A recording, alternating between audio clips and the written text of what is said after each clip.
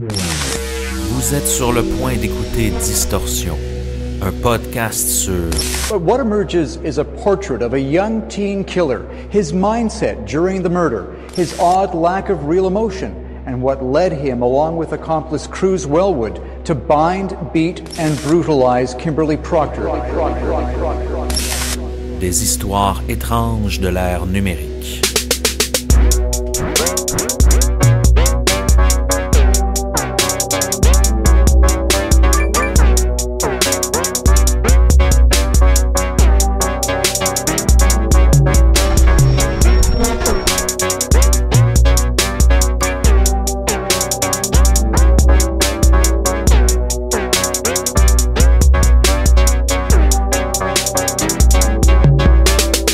Les traces que nous laissons en ligne sont omniprésentes. D'une conversation sur Facebook jusqu'aux discussions au sein des jeux vidéo les plus populaires. C'est ce qu'ont appris à leurs dépens deux adolescents de la Colombie-Britannique qui ont brutalement assassiné Kimberly Proctor, leur amie de classe. Alors qu'elle faisait confiance à ses amis, Kim a été attirée dans un piège meurtrier digne d'un véritable film d'horreur. Dans cet épisode, nous analyserons ce tragique événement en suivant les traces numériques laissées par ces adolescents au fil des jours précédant le drame. Bonsoir Émile Gauthier, comment ça va? Ça va très bien à soir, Seb, parce que tu nous as déniché une histoire tragique, mais une histoire assez passionnante, surtout pour un sujet de distorsion. Je dis Seb parce que généralement, on a une petite idée des sujets qu'on aime bien lorsqu'on brainstorm sur des épisodes à venir. Ouais. Et puis, généralement, on sait un peu, ah oui, c'est le moment de faire John McAfee ou ah oui, Emma Filipov, let's go, on le fait maintenant.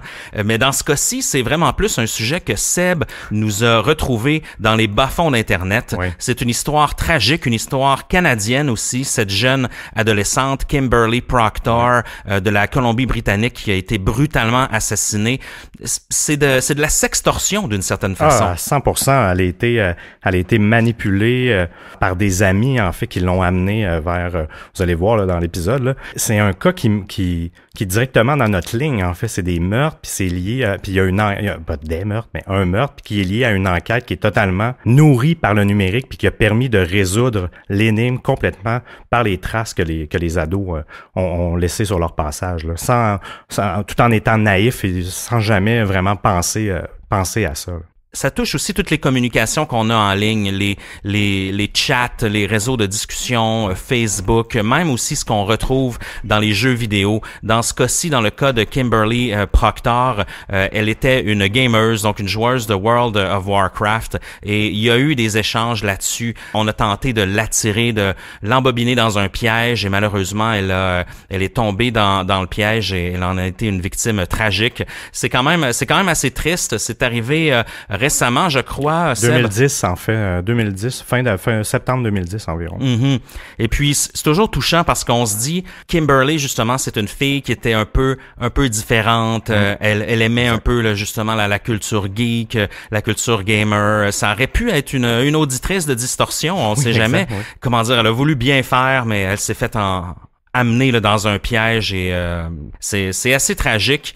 Mais nous, à Distorsion, vous allez voir, on va focusser beaucoup sur justement les traces laissées en ligne, l'enquête qui a eu lieu justement en analysant les messages textes et toutes les communications que ces ados-là ont eues au fil du temps. Donc, ça devrait être assez passionnant.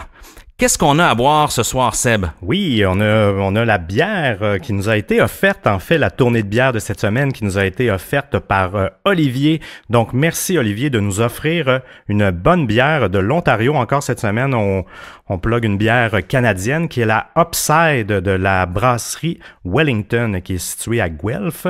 C'est une IPA. On est de retour aux sources.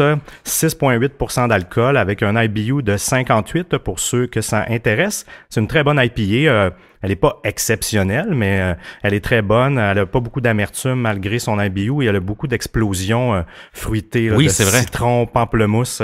Donc très rafraîchissante. Elle est très rafraîchissante. Donc, excellente bière qu'on vous recommande. Et merci à toi, Olivier. Si vous voulez faire comme Olivier, puis encourager le show, encourager Distorsion, puis nous faire boire des bonnes bières, vous pouvez d'ailleurs nous suggérer des bières de votre région. Et puis nous, ça va nous faire un plaisir de tenter de les trouver. À part si vous nous dites que vous nous suggérez de la Oval et qu'il faut se lever à 5 heures heures du matin, puis faire la file pendant 3 heures dans un dépanneur en Gaspésie. On l'a déjà fait, mais ça veut pas dire qu'on va le refaire à tous les week-ends. Donc, petite parenthèse, parce qu'il y a des auditeurs qui nous ont envoyé des photos là, d'eux qui ont réussi à avoir de la ovale dans des dépanneurs. Donc, bravo à vous. Mais si vous voulez justement nous faire une tournée de bière, nous payer une tournée de bière, vous pouvez le faire au distorsionpodcast.com à l'onglet tournée de bière. Vous choisissez le montant que vous voulez nous offrir et puis dans les commentaires de PayPal, vous pouvez nous suggérer une bière de votre région. Ben, en passant, on a un auditeur de la Nouvelle-Calédonie qui nous écoute. Notre outil de statistique nous a mentionné ça. Donc, on a un super auditeur de la Nouvelle-Calédonie, donc sûrement un francophone. Salut à toi. En visite, oui. Et un shout-out d'une review 5 étoiles sur Apple Podcasts qui nous vient de Tricalcic du Canada. Elle nous dit « Wow, ce podcast est tellement excellent. Merci. » Merci à toi, Tricalcic. On t'aime. Oh oui. Donc voilà, si vous voulez nous rejoindre et en particulier rejoindre le groupe sur Facebook pour discuter avec nous de différents sujets, des enquêtes et de nous proposer toutes sortes de discussions, n'hésitez pas à vous joindre. On commence à être une bonne communauté, c'est super intéressant. Donc vous allez sur Facebook, soit à partir de notre page Facebook, vous allez voir dans le haut, il y a un carré assez simple qui donne un chemin vers le groupe. Vous nous demandez une petite demande et on vous approuve. Donc voilà, et sur la page Facebook, donc facebook.com/distorsionpodcast, sur instagram.com/distorsionpodcast aussi, sur Twitter, twitter.com/distorsionpod. Est-ce que j'en oublie un, Émile? Non, je pense que tout est nommé. Je pense qu'on a fait le tour de tout ça, puis on a bien hâte de se plonger dans l'histoire de Kim Proctor. Seb, tu nous dis go. Un soir de mars 2010, à l'heure du souper, Cruz Wellwood a envoyé un message à Kim Proctor. « Hey, je pense que tu gardes ce soir. As-tu fini plus tôt? » Cruz est en fait un ado de 16 ans. Il avait les cheveux châtains, les yeux un peu croches. Il vivait dans un bungalow avec sa mère sur la Happy Valley Road, qui était une rue assez verdoyante dans la ville de Langford, en Colombie-Britannique. On a souvent des histoires de Colombie-Britannique ce temps-ci, hein? Oui, il se passe beaucoup de choses dans l'Ouest canadien, c'est vrai ce que tu dis. Mm-hmm. Ce soir-là, comme tant d'autres, il traînait avec son meilleur ami, Cameron Moffat, qui était de style gothique, qui avait 17 ans. Mais comme beaucoup d'enfants de son âge, en fait, Cruz, il passait autant de temps avec ses amis en ligne qu'il faisait en personne. Bon, on le sait, hein, les jeunes, maintenant, les jeunes. C'est plus, c'est rendu comme ça depuis une vingtaine d'années, donc il aime bien passer beaucoup de temps en ligne. Quand il parlait pas justement à ses amis en ligne, il jouait à World of Warcraft, comme on vous disait dans l'intro. Tout le monde connaît un peu ce jeu de rôle en ligne là, qui est un succès mondial et qui est encore joué par des millions de personnes. C'est sans doute un des plus grands jeux là, de Blizzard, la compagnie de jeux vidéo spécialisée là, en MMO, en fait, en Massive Multiplayer Online Games. Et puis c'est un peu, c'est des jeux qu'on décrit un peu comme RPG, donc des jeux où on va faire évoluer un personnage avec des quantités incroyables d'objets divers et d'habilités diverses. Et le jeu roule depuis vraiment longtemps, en fait, avec des updates qui arrivent à chaque année, chaque 2 ans. Et il y a encore une communauté qui est hyper active là-dessus. Donc, c'est assez phénoménal ce que Blizzard ont créé avec ce jeu-là. Ah, vraiment, c'est une de leurs vaches à lait. J'ai pas les chiffres, mais c'est incroyable ce qu'ils génèrent encore aujourd'hui avec ça. On revient à notre histoire, en fait, et il discutait surtout aussi beaucoup sur le réseau MSN maintenant, de Microsoft. Maintenant, c'est pratiquement inexistant, si je me trompe pas. Je connais plus personne qui chatte là-dessus. Là. Ça a été même en 2010, c'était plus tellement utilisé. Donc, je pense que là-dessus, peut-être qu'elle est là-dessus justement pour avoir un peu moins de visibilité que ce qu'on a sur Facebook. Là. Ah, mais t'as pas tort, parce que moi-même, quand je faisais la recherche sur le sujet, j'étais là, MSN 2010, il me semble qu'en 2010, j'utilisais plus MSN. Donc, moi aussi, ça m'a créé un peu ce glitch-là. Je comprenais pas, en fait. J'avais l'impression quasiment que c'était un anachronisme, mais ce qui n'était pas le cas. Quand Cruz a texté Kim, en fait, pour voir si elle avait terminé son gardiennage, aucune réponse n'est venue de sa part. Mais il n'en attendait pas une. Le message instantané était une couverture. Cruz savait vraiment que Kim ne s'était jamais rendue à son travail. Elle était là, dans sa maison, avec lui et Cameron, attachée, battue, violée, et le lendemain matin, enfermée dans son congélateur, morte. Oh. Comment les choses en sont arrivées là? On va revenir un peu sur l'histoire un peu de Kim Proctor, puis de l'histoire et la vie et l'entourage de ces jeunes-là là, de la municipalité de Langford, de voir un peu qu'est-ce qui les habite. C'est des jeunes d'environ de 16 à 18 ans, je dirais. Exactement. Donc, fin adolescence, début adulte. Kimberly, elle, on va se concentrer un petit peu plus sur elle. Elle est née le 1er janvier 1992, donc vraiment la première année, le premier jour de cette année-là, carrément. Ses parents sont dans la classe moyenne. Lucy est une gérante chez Walmart et Fred, son père, est un mécanicien spécialisé en moteurs diesel. Ils l'appelaient, Kim, ils l'appelaient Baby New Year, justement en raison du fait qu'elle est née le premier jour de l'année, donc au New Year's Eve, où ils pouvaient aussi l'appeler selon son surnom Kimmy. Kim, elle avait une passion pour les animaux. Elle pouvait même élever chez elle des petits animaux là un peu que certains vont peut-être trouver creepy là, comme des petits lézards, mais aussi des petits mammifères comme des lapins ou des hamsters ou même des souris. Donc elle avait ce hobby et cette passion pour les animaux. Elle aimait aussi beaucoup les chats et lorsqu'elle était jeune, en fait, elle portait, là, même jusqu'à l'adolescence, elle portait des genres de petites oreilles de chat là dans ses cheveux. Puis elle allait à l'école justement avec ces oreilles-là. De ce côté-là, par contre, c'était moins bien reçu, puis elle s'est fait intimider quand même à maintes reprises à cause de ces oreilles-là, en fait. Elle a un côté sérieux et nerd aussi, Kim. Et à cette époque-là, on sait qu'à l'adolescence, en fait, maintenant, quand on devient adulte, c'est la Revenge of the Nerds. Donc, ceux qui étaient nerds au secondaire et tout ça, maintenant, sont les superstars et sont les gens qui ont... les gens qui dominent le monde. Donc, salut à tous mes bulliers de mon école secondaire. Oui, et pardon à tous les nerds que j'ai bulliés à mon école secondaire. Mais en fait, à l'époque, quand t'es au secondaire, c'est quand même pas tout le temps bien perçu d'être nerd là, à côté des groupes plus sportifs ou des gangs cool. Ou même d'être un petit peu différent. Tu sais, dans le fond, elle avait un petit côté nerd sérieux, mais tu sais, je veux dire, porter des petites lunettes, tu sais, pas des lunettes, mais l'accessoire dans ses cheveux de chat. Oreilles de chat. C'est sûr que c'est pas commun, mais c'est ça aussi qui fait que les adolescents, je trouve qu'ils sont cruels. Ah oui. C'est dès qu'il y a une légère différence ou quoi que ce soit, on s'attaque à cette différence-là. Pourtant, dans le monde d'aujourd'hui, en plus, on la vénère, la différence, d'une certaine mesure. Tu sais, on dit aux gens qu'ils sont tous différents puis qu'il faut focusser sur ces différences et comme force au lieu d'essayer toujours de se comparer à ce que les autres sont. Mais bref, continuons. Et Distorsion est un refuge pour les gens différents en passant. Nous, on accueille tout le monde dans notre communauté. Donc, Kim, justement, elle avait ce côté nerd, ce côté un peu geek aussi. Et puis, elle était victime d'intimidation là, presque tout le long de sa vie, selon sa mère qui a expliqué ça aux policiers un peu plus tard. Elle avait aussi un trouble de déficit d'attention.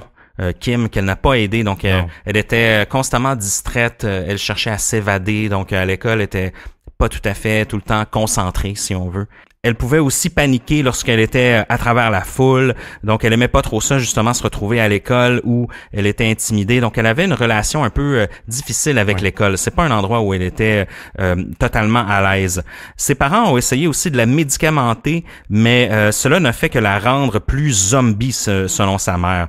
En fait, c'est souvent ça aussi. Hein. Oui. Moi, je me rappelle parfois, lorsque j'étais à l'école secondaire, au lycée, pour nos auditeurs européens, on le sait, moi, j'ai la chance de pas avoir de troubles d'hyperactivité, mais c'est quand même assez commun dans les gens de notre génération, puis des plus jeunes aussi, dans les millennials. Il y a énormément de troubles d'hyperactivité, et c'est vrai, dans les amis que j'avais à l'époque qui souffraient d'hyperactivité, qui se faisaient prescrire plein de trucs là à l'époque, souvent ça les rendait vraiment zombies ou amorphes là. Non, c'est clair, puis l'école est même pas adaptée de toute façon pour gérer ces gens-là, mais bon. Finalement, en fait, Kimberly, ils l'ont transférée à une école qui était plus adaptée, la Pacific Secondary, pour obtenir plus d'attention personnalisée pour répondre à ses besoins. Donc ses parents ont été à l'écoute de ces problèmes qu'elle avait de déficit d'attention, puis ils l'ont changé d'école. L'école spécialisée en question, c'est une école qui a attiré plusieurs enfants à problème dans la région de Langford, qui est en fait, Langford, pour vous donner une idée, c'est un peu une banlieue dortoir là, de la région de Victoria. Donc, c'est un peu un Beauport là, ou un Laval. Ou un Laval de la région de Victoria. Et c'est le cas de Cruz Wellwood, le jeune dont tu nous as parlé, Seb, en introduction. Cruz, lui, c'était rien de moins que le fils d'un tueur. En 2001, en fait, le père de Cruz, suite à son implication dans une affaire d'agression sexuelle, Robert Raymond Deswan a agressé sexuellement et assassiné une jeune fille de 16 ans, donc de l'âge de son fils. Deswan a été condamné à perpétuité sans possibilité de libération conditionnelle avant 15 ans. Plus tard, Cruz a dit qu'il comprenait clairement ce que son père avait fait, mais il en parlait très rarement. Cruz a été impliqué dans une variété d'incidents criminels, allant de justement fumer un joint derrière l'école secondaire jusqu'à voler de l'argent dans des boîtes aux lettres. Et à cet âge-là, il avait seulement 16 ans. Donc, dans toute la foulée de cet événement tragique qui le lie à Kim Proctor, Cruz a eu vraiment une enfance difficile avec un père absent, un père qui n'a pas vraiment été un modèle, si on veut. Et en fait, sans vouloir rien vous divulgacher, Cruz va un peu marcher dans les pas de son père. Exact. Cruz, à l'école, il s'est lié d'amitié avec un certain Cameron, qui est un collègue de classe, suite à leur mépris mutuel d'un enseignant de leur classe d'art en 5e année. Alors que Cruz est un ado plutôt intelligent mais très nerveux, Cameron Moffat, lui, Moffat étant son nom de famille, c'était un étudiant un peu plus lent qui lui souffrait de TDAH, donc de troubles de déficit d'attention, comme Kimberly en fait, oui. Exactement, tout à fait. Un rapport psychiatrique a même révélé plus tard que Cameron avait été abusé sexuellement à l'âge de 4 ans. Et bien qu'il ne l'ait pas personnellement révélé publiquement, par contre, étant enfant, Cameron a commencé à sauter par la fenêtre de sa chambre la nuit jusqu'à ce qu'elle soit barrée. Donc, il y avait vraiment un comportement assez hyperactif, voire même dangereux. Il n'était pas du tout réceptif aux séances de psychothérapie ni aux médicaments. Donc, il s'est tourné un peu vers la rébellion. Et il a commencé à vandaliser sa propre maison, puis à s'auto-mutiler pour soulager le stress. Ouais, c'est un comportement classique. Hein. Oui, exactement. C'est un comportement classique. Vous en parlerez à des gens, des professeurs, des gens que vous connaissez qui travaillent dans les écoles secondaires, même primaires. Oui. L'automutilation est quand même un problème en classe. Ah oui, vraiment. Puis c'est la plupart des victimes d'abus sexuels ont cette tendance-là à s'automutiler. C'est vraiment c'est pour se punir, souvent ce qu'ils disent, ou évacuer le stress, justement, mais c'est vraiment dans un mode de punition qui s'inflige cette douleur-là. Puis j'ai l'impression qu'il y a aussi un côté biochimique aussi dans le corps, que ça relâche une certaine hormone qui détend étrangement, là, même si la douleur, j'ai l'impression que le cerveau fait ça aussi pour pas qu'on ait trop mal. Donc, c'est un mélange de ça qui incite justement ce comportement-là, entre autres. Là. Ça peut même devenir addictif d'une certaine façon. Oui, il y a des gens, c'est incroyable. Tu peux voir des bras complets. C'est extrêmement triste quand les gens vont vers là. Donc, si vous voyez des graphiques sur vos bras de vos enfants, questionnez-vous, parce que des fois, on le sait pas trop, parce que ça commence par certains juste petits signes, petites lignes par-ci, par-là. Puis c'est important que le parent le détecte, parce que des fois, on n'est pas conscient nécessairement du stress que notre enfant peut vivre. Hein. Puis c'est pas... il y a des enfants de bonne famille aussi qui peuvent subir ça. C'est la petite parenthèse de Dr. Seb. Merci, Dr. Seb. Mais Cameron, de son côté, il devenait de plus en plus menaçant et dangereux à l'école. Apparemment qu'il aurait même apporté un couteau en classe. Donc, ça allait plus loin que la simple automutilation et tout ça. On avait même des signes qui laissaient présager qu'il pourrait avoir un comportement violent. Envers les autres. Hein. Absolument. Cruz était le seul enfant qui semblait comprendre Cameron. Cruz citant un peu plus tard, « Il pourrait aussi bien être mon frère ». Ils ont séché l'école ensemble, ils ont fumé du pot, ils ont joué à WoW, qui est World of Warcraft. Ils ont surfé aussi sur des sites pornographiques ensemble. Ça, je dois vous avouer que je trouve ça quand même un peu étrange. J'ai jamais fait ça avec mes amis. Là. Moi non plus, c'est plutôt quelque chose que j'aurais tendance à garder intime, mais je pense que d'autres aiment bien faire ça en gang. Oui, non, j'imagine. Quand t'es plus jeune, peut-être que t'as pas les mêmes limites, si on veut. Mais bon, malgré leur comportement qui est quand même assez inadéquat fréquemment, ils n'ont jamais été perçus par une menace par qui que ce soit, par les autorités ou quoi que ce soit. En février 2009, Cruz a publié sur son blog WordPress un article qui s'intitulait « Les signes précoces d'un tueur en série ». En fait, il énumérait un peu les traits communs des tueurs en série, là, qui incluent la maltraitance des animaux, la fascination pour le feu, l'abandon par un père. On le sait généralement, je pense que c'est quasiment 95% des gens en prison qui ont commis des meurtres qui ont un père absent. Et de plus, un intérêt prononcé pour la pornographie sadomasochiste. Et lui, il cite dans l'article, justement, le truc que je trouve bizarre, c'est que je rencontre les 14 critères d'un tueur en série qui a blogué. Et puis là, il répond pas, là, il continue à écrire dans son article. Apparemment, bien que je réponde à tous les critères, il est peu probable que que le sujet, donc moi-même, soit un tueur en série. Je suppose que seul le temps nous le dira. Un petit drapeau rouge ici, là. Non, effectivement. Parce qu'on s'en fâche pas dans les nuances, à cet âge-là. Tout est blanc ou noir. Là. J'ai l'article du Dr. Phil dont il fait référence, puis c'est peut-être intéressant qu'on le regarde tranquillement. En fait, c'est justement les 14 traits là, les 14 signes précoces de tueurs en série. C'est à prendre avec un grain de sel, évidemment. Vous allez voir, c'est quand même des grandes généralités. Apparemment que 90% des tueurs en série sont de sexe mâle. Apparemment que c'est des gens qui ont des quotients intellectuels quand même élevés, donc supérieurs à la moyenne. C'est par contre des gens qui vont être plutôt faibles à l'école, qui vont avoir de la difficulté à garder leur emploi, par exemple, et même c'est des gens qui vont parfois, malgré leur quotient intellectuel quand même élevé, vont se retrouver avec des emplois plus d'ouvriers, par exemple. Ils vont venir justement de familles instables où vraiment le climat familial n'est pas idéal, évidemment, on s'en doute bien. C'est souvent des gens qui ont été abandonnés par leur père et qui ont été élevés par des mères dominantes. Donc quand même un trait intéressant. Encore une fois, c'est des grandes généralités, vous allez me dire. Souvent, c'est des gens dont la famille a un passé criminel ou un passé aussi psychiatrique ou alcoolique. C'est des gens qui vont détester généralement leurs propres parents. C'est des gens qui ont été généralement abusés justement étant plus jeunes, soit psychologiquement, physiquement ou sexuellement. Plusieurs tueurs en série auraient passé beaucoup de temps dans des institutions pour enfants, comme justement des familles d'accueil, des maisons d'accueil, des prisons pour jeunes. Bon, on s'en doute bien. C'est des gens aussi qui vont avoir généralement des forts taux de suicide. C'est des gens qui vont tenter à maintes reprises de commettre des suicides. Même à leur plus jeune âge, certains vont être intéressés dans plusieurs formes de fétichisme, de voyeurisme et comme tu l'as dit, là, de sadomasochisme et de pornographie qui va être en lien avec toutes ces déviances-là, si on veut. Plus de 60% des tueurs en série vont mouiller leur lit jusqu'au-delà de l'âge de 12 ans. Oui. Donc, ce serait un autre trait là, intéressant dans ces 14 traits-là. Je suis rendu au 13e. Apparemment que plusieurs tueurs en série seraient fascinés par démarrer des feux. Vous voyez ce que je veux dire? Oui. Allumer des pyromanes. Des pyromanes, exactement. Et le 14e trait, ce serait des gens qui seraient souvent impliqués dans des activités sadiques, comme par exemple torturer des petits animaux. Oui. Ça, c'est assez classique dans beaucoup de cas. Justement, on l'entend. Là, il torturait ces petits animaux. Justement, Luca Rocco Magnotta, entre autres. On retourne en 2009.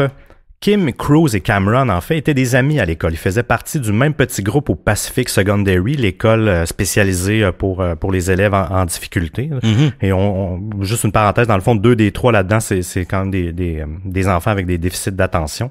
Les adolescents de Langford, ils jouissaient quand même d'une indépendance. Je pense que c'est une école justement pour les TDAH qui n'a pas des cadres un petit peu moins... d'après moi, ça devait être sévère, mais les cadres semblaient un petit peu plus lousses sur les heures. Horaires. Exactement. Donc, ils se rendaient souvent au centre commercial l'après-midi en autobus. Puis en Colombie-Britannique, ils ont les autobus à double étage, les autobus impériales. Les double-decker. Oui, c'est ça. Puis je trouve ça drôle. Je me demande pourquoi on n'a pas ça à Montréal. Bref. Et ils fumaient quelques joints. Ils traînaient sur le bord du sentier du Galloping Goose, qu'on vous reviendra plus tard, là, qui est une rail de train aussi. Mm-hmm. La nuit, ils continuaient de faire la fête en ligne cette fois-ci parce que, bon, il faut rentrer à la maison. J'imagine qu'il y avait un certain couvre-feu, mais ils continuaient à chatter ensemble et à flirter jusqu'aux petites heures du matin online. Pendant un moment, en fait, Kim elle a daté Zach. Zach, c'est un autre membre du groupe qui était un ami proche de Cruise. Mais comme beaucoup d'histoires d'amour là, au secondaire ou au lycée là, pour nos amis, là, l'histoire a fut quand même assez de courte durée. Zach a laissé Kim après quelques mois. Par contre, Kim a été vraiment démolie par la rupture. Mm-hmm. Elle a trouvé ça extrêmement difficile. comme beaucoup de gens, dans le fond, on cherche du réconfort auprès de ses amis. On le sait, au secondaire, les ruptures, c'est l'événement le plus dramatique de notre vie. C'est la fin du monde, là. Je sais pas si tu te rappelles de ta première rupture. Là. Oui. Mon Dieu, moi, j'écoutais des chansons tristes en boucle. Puis, t'as l'impression que la vie se finit. Absolument. C'est drôle, mais c'est une étape quand même qui est importante aussi dans la vie. Puis après ça, tu te rends compte que la vie continue. On est à fleur de peau. Hein. Oui, vraiment. On est plus fragile, c'est normal. Donc, Kim est allé justement rechercher du réconfort auprès de Cameron et Cruise.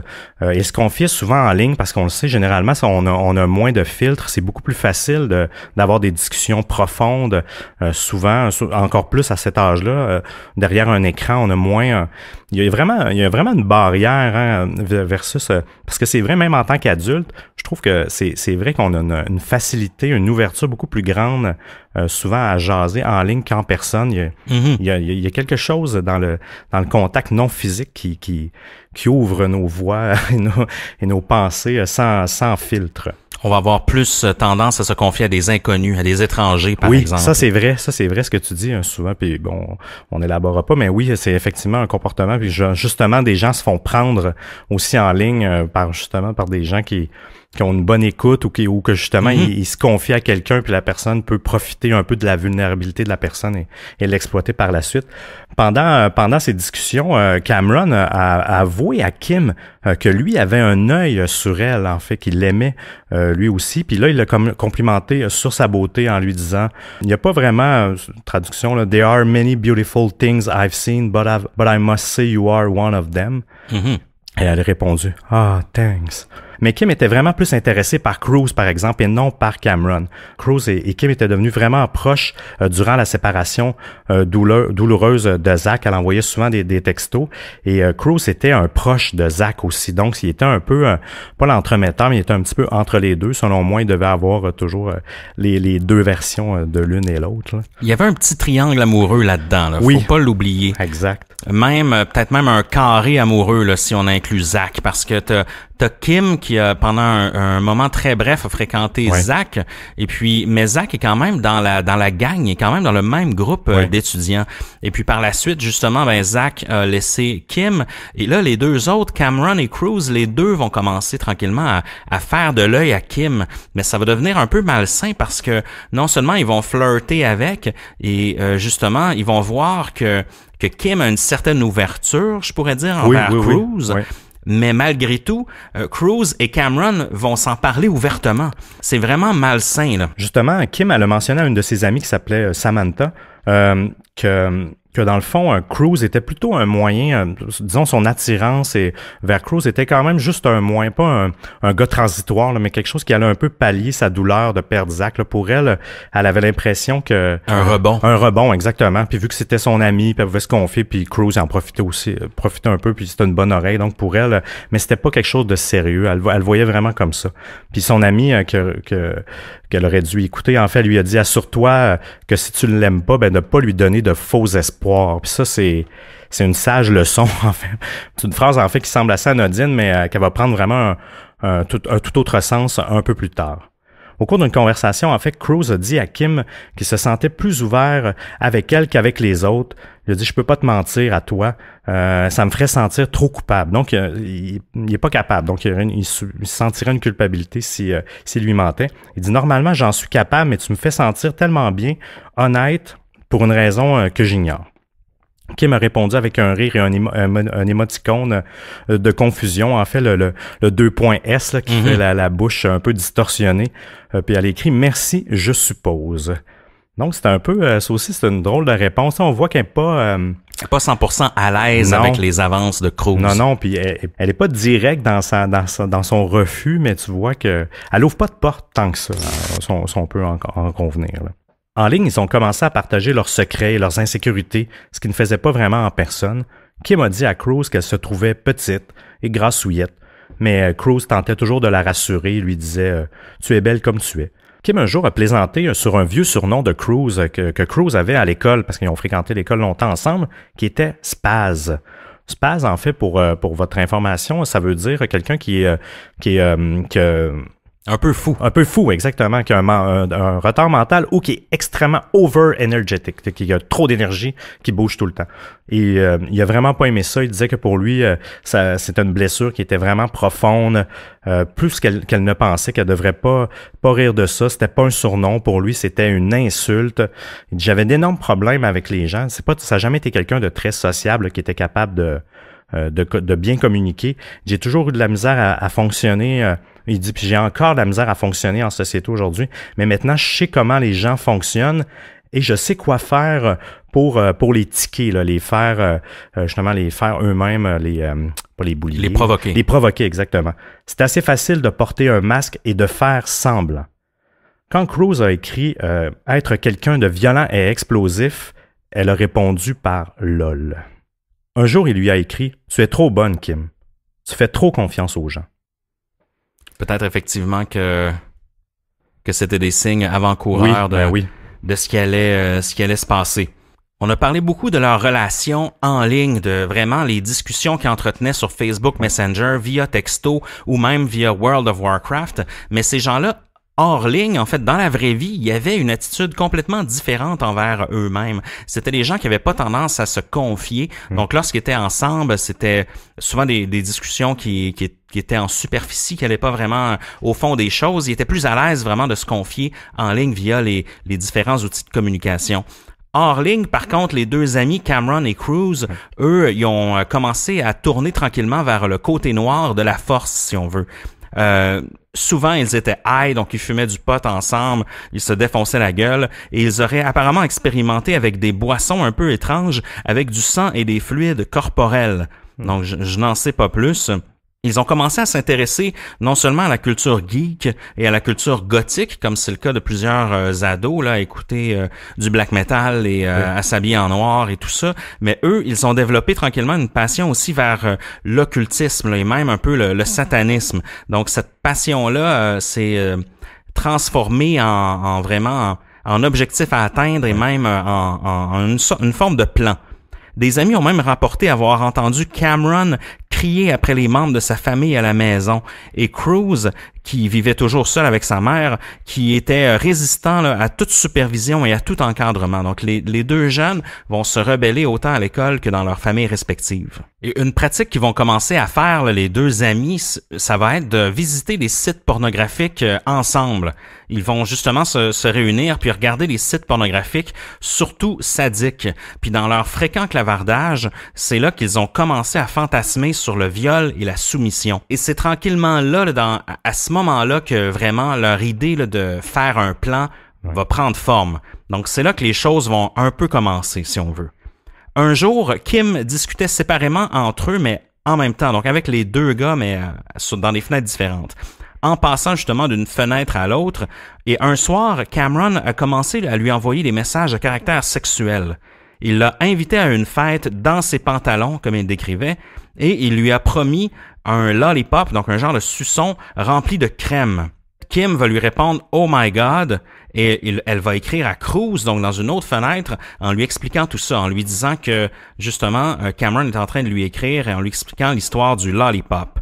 Et là, Cruz va lui répondre « Eh ben justement, j'ai la même marque de lollipop que Cameron a avec moi. » Et là, Kim va quand même être un peu mal à l'aise de ça, là, de voir que les deux lui font des avances comme ça via le chat. Et elle va lui répondre « OK » avec 2 points de suspension et avec son émoticône préféré, les moustaches de chat. Mais peut-être que là, c'était peut-être pas une bonne idée tout ça. Là. Et par la suite, Cameron va lui répondre « You have death urine on you ». Donc, tu as l'urine de la mort sur toi. Donc, quand même une drôle de tournure dans les événements, et il va lui réécrire encore en lui disant « Tu vas mourir ensuite ». Kim, à ce moment-là, va répondre par 3 petits points, donc très mal à l'aise, elle sait pas trop qu'est-ce qui se passe, et elle va lui répondre « Oh, what do you want ?» Donc, qu'est-ce que tu veux? Et Cruz, à ce moment-là, va lui demander « Qu'est-ce que tu fais demain? » Et elle va répondre « Rien d'autre que du babysitting à 15 heures. » Et là, vous me voyez venir tranquillement vers l'introduction de l'épisode d'aujourd'hui. Cruz va lui répondre « Je m'ennuie et je cherchais quelqu'un pour faire quelque chose aujourd'hui. Et je voulais aussi m'excuser. » Et là, Kim va vraiment avoir un petit peu plus d'attention. Soudainement, elle va dire « Oh! » Et Cruz va lui dire « J'ai quelque chose à te dire en personne sur le fiasco de l'histoire avec Zach. » Donc, on se rappelle que Kim avait fréquenté Zach pendant une brève période de temps. Et Kim va lui répondre « Tout ça est très soudain. Je n'ai pas le choix, mais de me demander pourquoi. Et je n'ai pas envie de parler à propos de Zach. » Et Cruz va lui répondre « Moi et Zach ne sommes plus aussi proches que nous l'étions, mais je sens que tu mérites une explication. » Et Cruz va lui répondre encore dans un autre texto, il va lui dire « Ne t'en fais pas, ce ne sera pas trop long. » Et là, il va lui dire encore « C'est surtout à propos de pourquoi moi et Cameron et tout le monde étaient si méchants à propos de toi. » Et là, Kim va lui répondre en parlant d'elle-même à la troisième personne, en lui disant « Peu importe ce qui est arrivé à Kim, tu ne mérites rien, ton chien est mort, ha ha ha », en lui disant par exemple que tu n'as aucune chance. Et là, Cruz va lui dire « C'est justement pourquoi je voulais qu'on se parle. » Kim va lui dire « Je dois te dire que lorsque j'ai vu ton texto, j'étais sous le choc et je suis confuse. » Et là-dessus, Cruz va lui répondre « Justement, j'aimerais mieux que nous discutions en personne. Je peux te rencontrer demain avant ton babysitting et sinon, nous pouvons s'en parler avec quelques bowls. À ce moment-là, c'est quelques puffs de potes. » Donc, Kim est d'accord, elle va lui répondre « Sure » et Kim a demandé à Cruz de l'appeler. Et à ce moment-là, Cruz a ajouté Cameron à l'appel secrètement, donc sans que Kim le sache, pour qu'il puisse entendre la discussion. Et pendant que Kim et Cruz parlaient, Cruz et Cameron, eux, de leur côté, s'envoyaient des messages séparément et se délectant à mesure que leur fantasme prenait vie.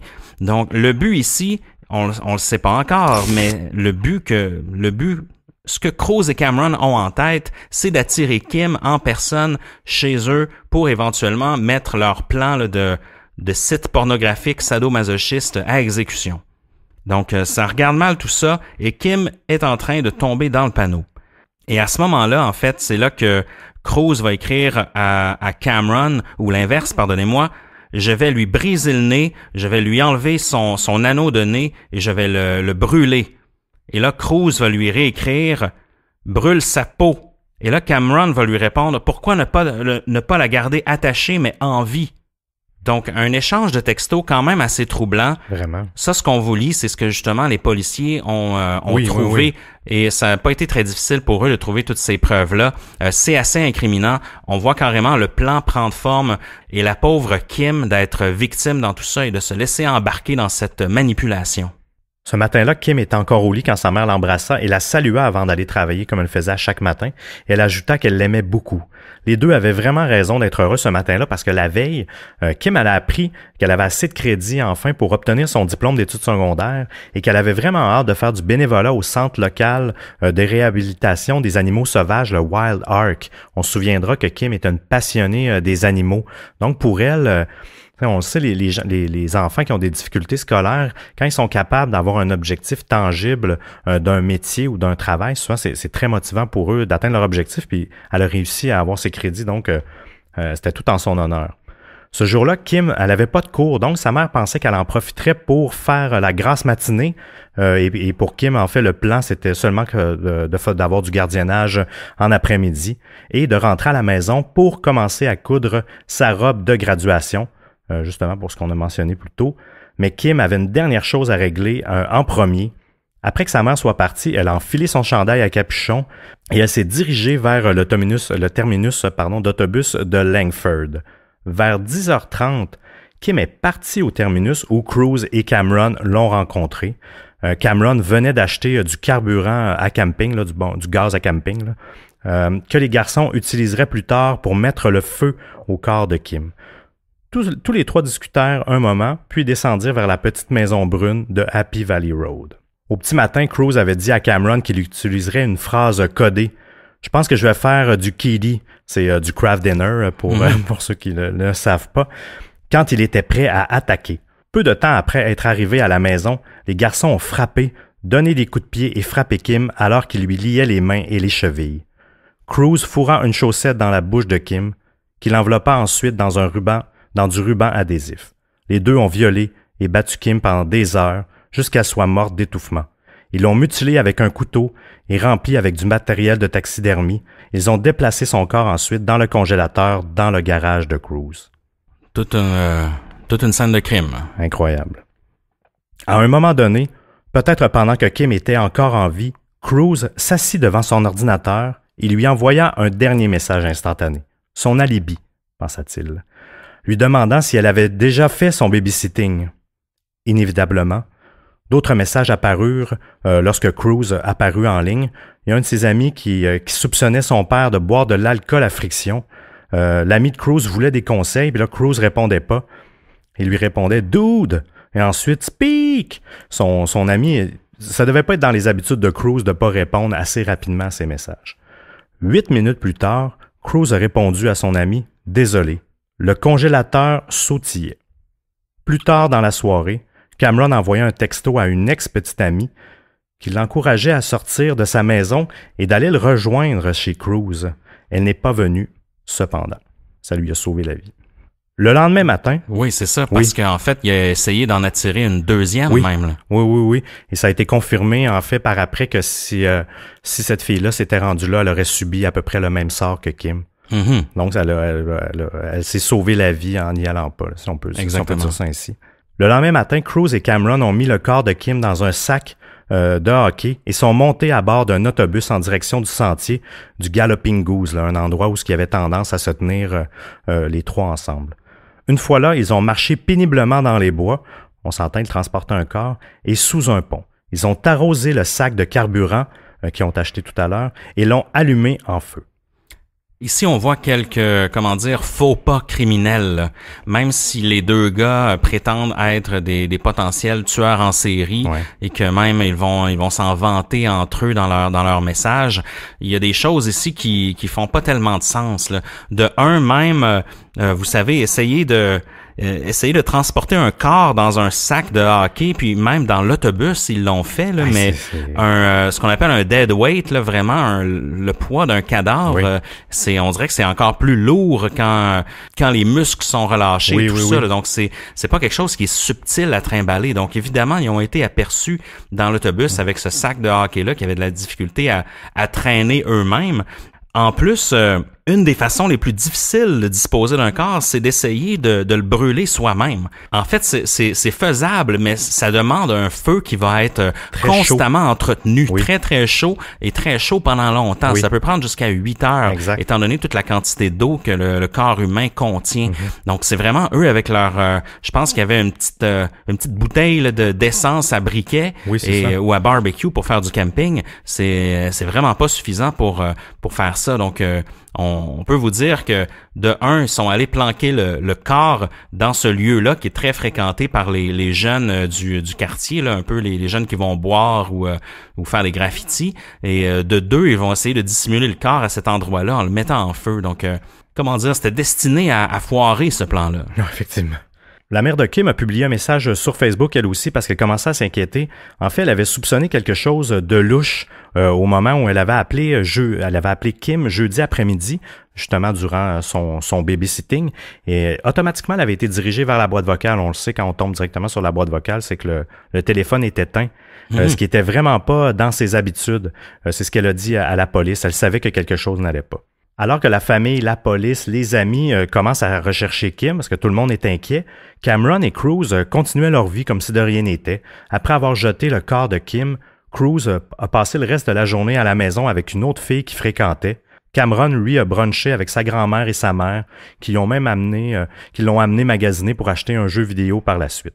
Le même soir, vers 7 heures, il y a un jeune homme qui fumait du pot avec ses amis sous le pont Galloping Goose, là, où on vous disait que tout le monde se tient, a trébuché sur des restes humains carbonisés. Donc, le dossier dentaire ont confirmé que c'était le corps de Kim. Le groupe des crimes graves de Vancouver et de la Gendarmerie royale du Canada ont dépêché une équipe d'enquête de plus de 40 agents sur l'affaire du meurtre pour résoudre le crime. Une fois l'enquête démarrée, les enquêteurs ont suivi de près la famille, les amis de Kim sur Facebook, notamment en créant une page commémorative publique en son honneur. On se souviendra à l'époque, en 2010, je me trompe pas, Facebook gérait pas non plus la mort sur les profils personnels. Les visiteurs ont commencé à échanger des indices et des théories sur qui aurait pu la tuer sur la page Facebook. Les enquêteurs ont surveillé vraiment de près cette page en y cueillant des témoins potentiels ainsi que sur d'autres pages de profils Facebook accessibles au public. Aucun mandat est nécessaire pour aller chercher l'information. Le caporal Lagan, qui était affecté au dossier, mentionne « Vous seriez étonné de voir combien de personnes n'ont pas un seul paramètre de vie privée là-dessus. » Ah oui, hein? Et ça, je suis pas surpris pour travailler dans le domaine. On le voit généralement, les gens, ils se rendent pas compte des statuts publics qu'ils publient. Souvent, c'est anodin, mais quand même, ils n'ont pas la notion de visibilité par le monde extérieur et qui sont pas leurs amis sur Facebook, justement. Oui, parce que les enquêteurs, pour eux, lorsque les gens, les membres de la famille créent des groupes de recherche, tout ça, pour eux, c'est une mine d'or d'une certaine façon, parce que ils vont essayer de voir, OK, qui est-ce qui y va, qui est-ce qui like les statuts, qui est-ce qui poste des photos. Donc, pour eux, c'est quand même assez intéressant d'observer le trafic autour de ces pages-là, parce qu'il y a même des chances que le criminel ou les meurtriers en question soient membres de ces pages-là. On l'a vu, c'est arrivé dans le passé que même des tueurs ont participé aux recherches et donc, pour eux, c'est vraiment un outil très important d'enquête. Ah oui, ils peuvent faire des liens, qui est ami avec qui, etc. Avec la mort de Kim qui flottait au-dessus de la ville, on s'entend, là, ça devait être the talk of the town, et les nouvelles locales qui en parlaient continuellement, Cruz est devenu de plus en plus paranoïaque par rapport aux traces et aux preuves qu'il pouvait laisser en ligne. Mais il ne pouvait pas résister vraiment à l'envie de partager son histoire avec quelqu'un là, en qui il avait vraiment confiance.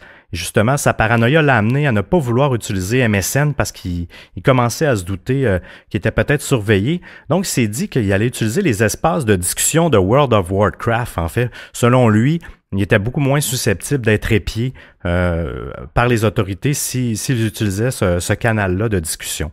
Le 23 mars, c'est-à-dire 5 jours après le meurtre de Kim, il a dit à sa petite amie de Halifax sur MSN qu'il avait quelque chose d'urgent à lui dire, mais qu'il voulait le faire via World of Warcraft. Une fois à l'intérieur de World of Warcraft, il a avoué le crime directement, là, textuellement. De retour sur MSN, il a envoyé des liens à son amie d'Halifax parce qu'elle n'était pas nécessairement au courant là, du dossier. Il a envoyé des liens, des reportages pour lui prouver ce qu'il disait pas. Les articles incriminaient pas Cruz encore, mais au moins pour lui prouver le crime en question. La fille a été sous le choc pendant un moment, mais elle a finalement répondu de manière dont il s'attendait. « Je serai toujours là pour toi, peu importe ce que tu fais », qu'elle a écrit pour lui. D'après ce que la petite amie d'Halifax a dit à la police, parce qu'elle a été interrogée par la suite, étant donné que la police a pu trouver cette conversation-là, Cameron est venu discuter sur World of Warcraft, ce qui a confirmé le récit de Cruz. « Qu'en est-il de sa famille et de ses amis et de toutes ces vies que tu as ruinées ?» a demandé la fille à Cameron. Si on continue la discussion, « Je me sens pas mal pour eux. » Puis elle a répondu « Ne fais plus jamais ça. »« Je te le promets, » a répondu Cruz. « J'en ai pas envie. » Puis, dans un brusque changement de discussion, il s'est mis à jaser de jeux vidéo et qu'il aimerait ça jouer à un jeu qui lui rappelait le bon vieux temps.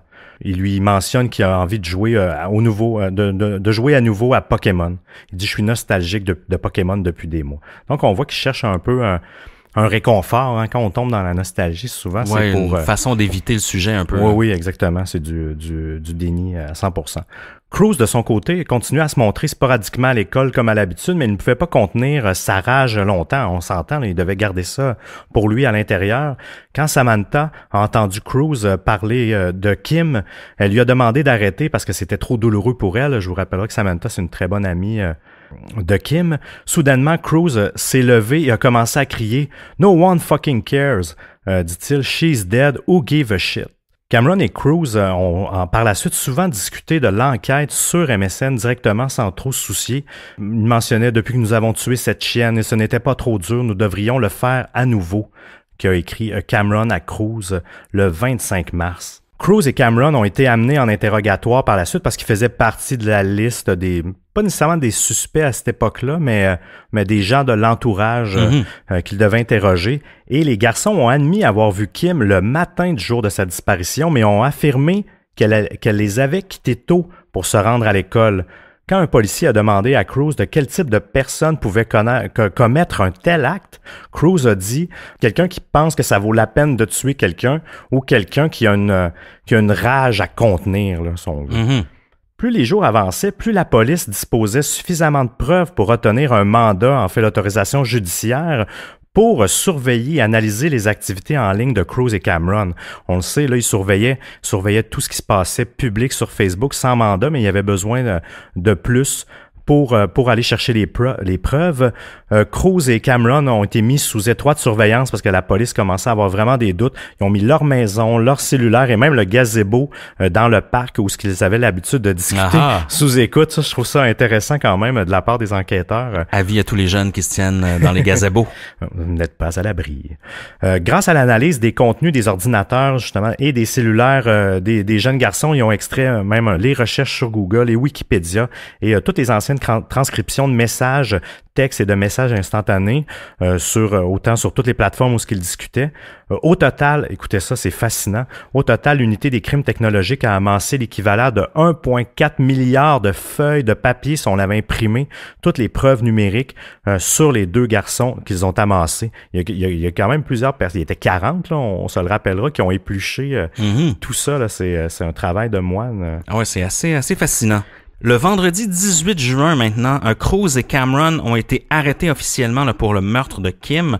Ils étaient à la fois extrêmement calmes et sombres, se souvient le caporal Lagan. Plutôt que de faire face à un procès et un jury, les deux ont plaidé coupables de meurtre au premier degré et d'indignité envers des restes humains et ont été condamnés à la prison à perpétuité sans possibilité de libération conditionnelle avant 10 ans. Donc ça, c'est la loi, en fait, le règlement lorsque on est mineur, en fait. Le caporal Lagan s'est exprimé en disant: comme parents, nous passons tellement de temps à mettre en garde nos enfants contre les étrangers en ligne, mais dans ce cas-ci, c'était des gens qu'elle connaissait. Donc, on ne peut jamais vraiment être certain que nos enfants fréquentent des gens de confiance. Donc, ça fait assez peur aux parents de Kim et aux parents de cette école-là, là. Assez troublant. Un peu plus d'1 an après le meurtre, dans la salle de tribunal qui était bondée et bruyante à Victoria pour l'audience qui déterminerait si Cameron et Cruise allaient purger leur peine, le juge est sur le point de déterminer si les garçons devaient être transférés dans des pénitenciers pour adultes. Donc, ce fut un peu, comment dire, le point de débat de ce procès-ci, là. Oui, parce que à la base, maintenant ils sont majeurs, mais quand le crime a été commis, il y avait 16 et 17 ans, les deux jeunes. Les rapports psychologiques étaient accablants. Ils suggéraient une forte probabilité de récidive. Cruise était un sadique sexuel d'un genre le plus rare apparemment, selon les rapports. Cameron, lui, a été amené dans la salle d'audience en premier. Il portait une chemise blanche et un pantalon noir et avait laissé ses favoris s'épaisser jusqu'à sa mâchoire, donc des gros favoris pour Cameron. Les chaînes s'agitaient autour de ses chevilles. Depuis son incarcération, il était resté isolé et déprimé, en proie à des cauchemars répétitifs du crime, selon son témoignage. Il avait essayé d'effacer ses souvenirs. Il dit que son cerveau est comme la poubelle de recyclage d'un ordinateur, on a noté dans un rapport de police. L'information a été traitée et puis elle est partie, comme il l'expliquait. Alors qu'il apparaissait dans un box des accusés derrière un verre pare-balles, donc une grosse vitre épaisse, son avocat de la défense bavardait avec lui à propos des séries éliminatoires de la LNH, donc de la Ligue nationale de hockey. Donc ça montre un peu dans quel esprit le jeune était, là, donc quelqu'un d'assez assez narcissique. Détaché, sans empathie. Complètement détaché.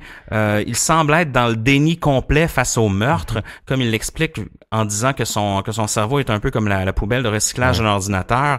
On voit qu'ils se sont tellement convaincus eux-mêmes que c'est banal ce qui est arrivé, qu'ils le croient. L'audience a été très rapide. Les deux garçons seront transférés à une prison pour adultes, c'est ce qu'on en a déterminé.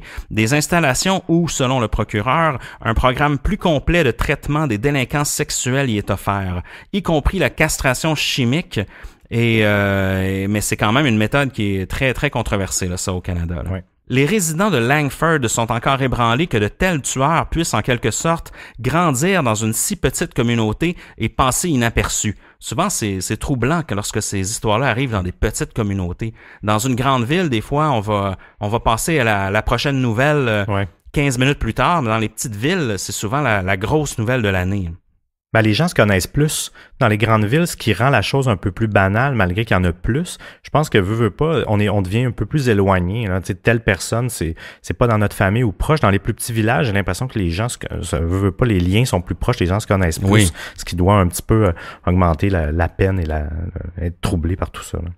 L'école secondaire Pacific à laquelle Kim et ses tueurs ont assisté a introduit un protocole à propos de menaces de violence à la suite du crime. Donc, cela permet à la police, à l'école et aux organismes de services sociaux de partager l'information sur les élèves qui sont perçus comme une menace. Les amis de Kim cherchaient dans leurs souvenirs s'ils avaient des indices qui auraient pu supposer qu'un tel drame se produise, parce qu'évidemment, après un tel drame, les gens cherchent des réponses. Tu te sens coupable. Hein? Oui. Et il n'était pas seul. Au moins 4 filles se sont adressées à un responsable scolaire pour leur parler de rapports sexuels violents perpétrés par Cameron. Et même dans un des cas, là, ce serait même un viol qui aurait été commis au cours des derniers mois. Donc vraiment, il y avait une certaine loi du silence auprès des étudiantes de cette école-là, et Cameron aurait même fait d'autres victimes apparemment. Au niveau de la sentence maintenant, parce que heureusement, ces 2 jeunes tueurs ont eu des sentences, donc ont été punis pour leurs crimes, et ils le sont toujours. Un juge de la Cour suprême de la Colombie-Britannique a condamné à la prison à vie sans possibilité de libération là, avant 10 ans ces 2 adolescents-là qui étaient à ce moment-là âgés de 17 et 18 ans là, au moment du jugement. En octobre 2010, ils ont reconnu leur culpabilité, donc ils ont plaidé coupable pour le meurtre au premier degré de Kimberly Proctor. Donc, c'est un peu comme ça que cette saga se termine. Les 2 jeunes vont être reconnus coupables. Par contre, c'est pas un traitement qui est 100% le même que pour un adulte, par exemple. Non, ils réduisent un petit peu, comme on disait tout à l'heure, la peine, elle est réduite. Pas la peine en tant que telle, mais la possibilité de sortir après 10 ans. De plus, Cameron, qui était un petit peu...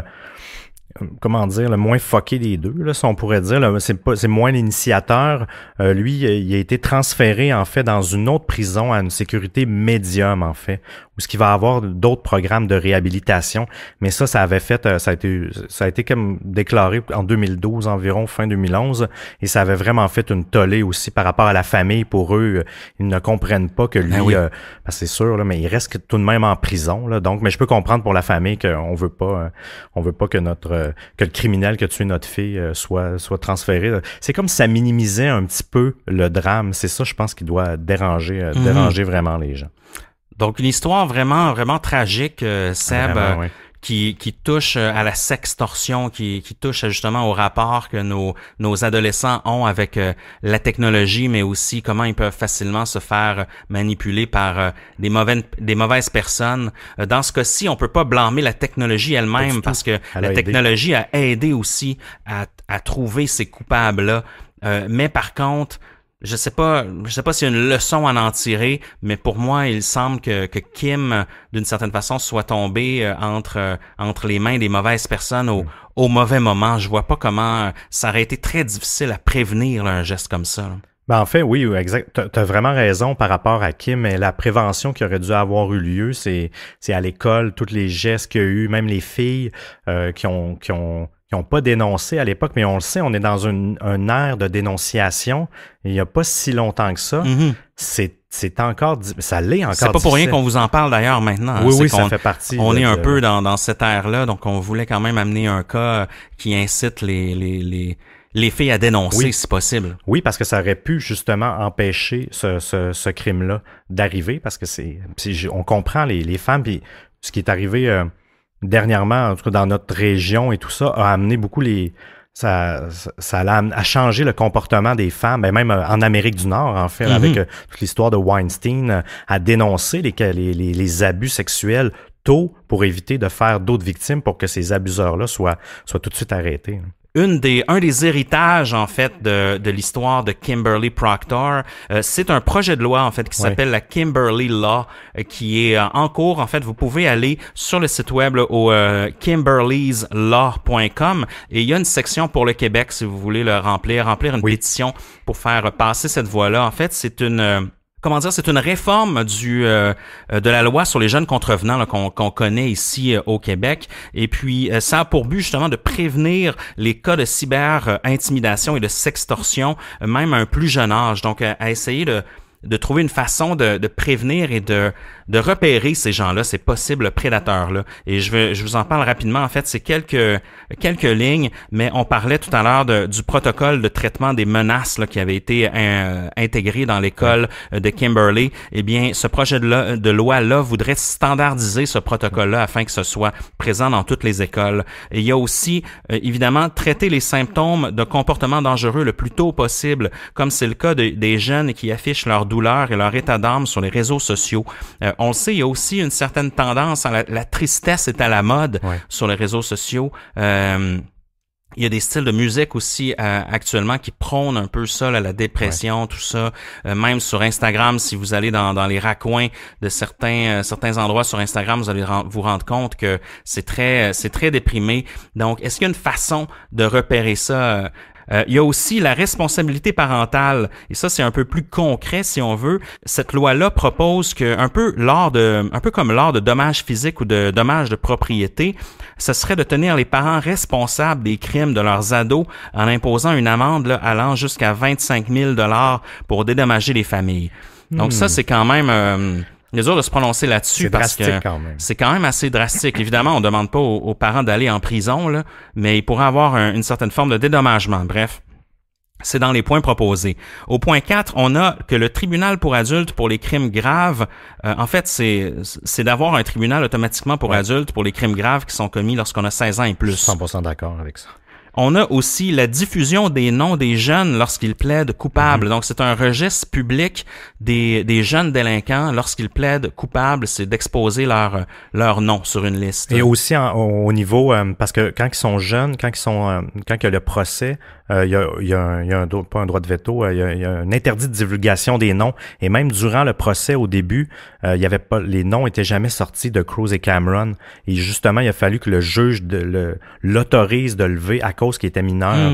Et là, dans ce cas-là, ça, justement, un peu que le fait que quand tu as 16 ans, tu as fait un crime grave, c'est automatique aux adultes, mais ça serait automatique aussi de lever l'interdiction de publication des noms quand c'est des mineurs. Oui. Aussi, un autre point, on l'a mentionné rapidement tout à l'heure, c'est de faire en sorte qu'un jeune qui est traité comme adulte au tribunal, ait une sentence d'adulte. Souvent, l'exemple donné, c'est le 25 ans pour la prison à vie pour adultes. La prison à vie pour un jeune délinquant, c'est 10 ans. Donc, c'est un peu différent. Donc, c'est comment dire, d'extensionner là, la peine pour ces jeunes-là. Et un dernier point, en fait, c'est que les jeunes qui sont détenus par intérim, donc en attendant leur procès, ils devraient être isolés entre eux, donc pour ne pas traumatiser les autres jeunes, étant donné les détails de leurs crimes, parce qu'on s'entend que ces jeunes-là devaient être détenus pendant toutes les attentes avec des jeunes qui ont fait des crimes beaucoup plus mineurs. Donc, dans ce cas-ci, on le sait, ça a été très difficile, même pour les enquêteurs, de supporter tout ça. Donc, c'est de les maintenir isolés, de sorte que, d'une certaine façon, ils vont pas traumatiser les gens autour d'eux. Pour conclure, ça me fait vraiment plaisir d'amener cette histoire-là à Distorsion, Émile, parce que c'est vraiment quelque chose que je trouvais qui rejoignait de manière intégrale notre ligne éditoriale de crimes, d'histoires étranges et de numérique. Et le fait que le numérique a aidé à résoudre l'enquête et de trouver les coupables. Et ces histoires-là, le seul bon côté, justement, c'est l'éducation qu'on peut faire par la suite, comme on a dit, là, qu'il va y avoir au moins les traces de la mort de Kimberley qui vont sûrement servir à quelque chose au niveau législatif et éviter que d'autres drames si cruels peuvent se produire. Absolument, Seb. Merci de cette bonne idée de sujet. Aussi, on était plus soft la semaine dernière avec Polybius, donc on voulait retomber un peu dans le true crime, de faire un virage 180 degrés. Donc, on vous revient encore une fois la semaine prochaine avec un nouveau sujet. J'ai bien hâte de vous en parler. Nous, on a une petite idée, mais on sait jamais tant que c'est pas en ligne. Et puis, si vous voulez réagir à ça, si vous voulez discuter autour du cas de Kim Proctor ou de tout cas de sextorsion ou de tout autre sujet, vous pouvez le faire sur notre groupe Facebook. On est facile à trouver là sur Facebook, Distorsion Podcast. Notre groupe de discussion est assez en évidence sur la page. Vous nous faites une demande, on accepte tout le monde. Oh yeah! Sinon, facile à trouver sur Instagram, Twitter, Facebook, distorsionpodcast.com. On est partout. Et puis, je crois que ça fait le tour de la question, mon Seb. Est-ce que tu as un mot de la fin pour nous, Émile? Ne croyez pas tout ce que vous lisez dans World of Warcraft. Oh!